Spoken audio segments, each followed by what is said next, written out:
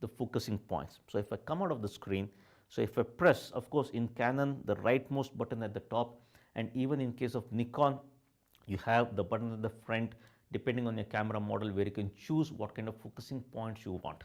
So in my Canon 1200D, if I press on the focusing points, you will see all these various focusing points.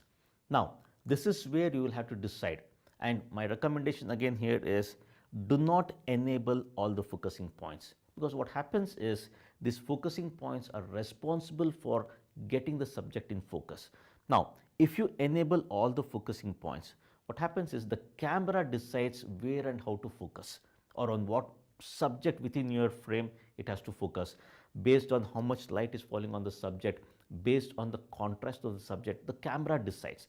So that is obviously not a good option, because if there are two people standing one behind the other, you want to focus at the front person, chances are if it's not properly lit, the camera will focus at the back person which is more lit, and that is not what you want. So avoid enabling all the focusing points, and you decide. So move your options around, and based on how you want to compose, you go ahead, move the focusing left, right, wherever you want to focus. And honestly speaking, the center focusing point is basically the most powerful one, which is the fastest, which basically focuses on the subject very fast. So go with the center focusing point for faster focusing even in low light situation. Concept is the same even in case of Nikon.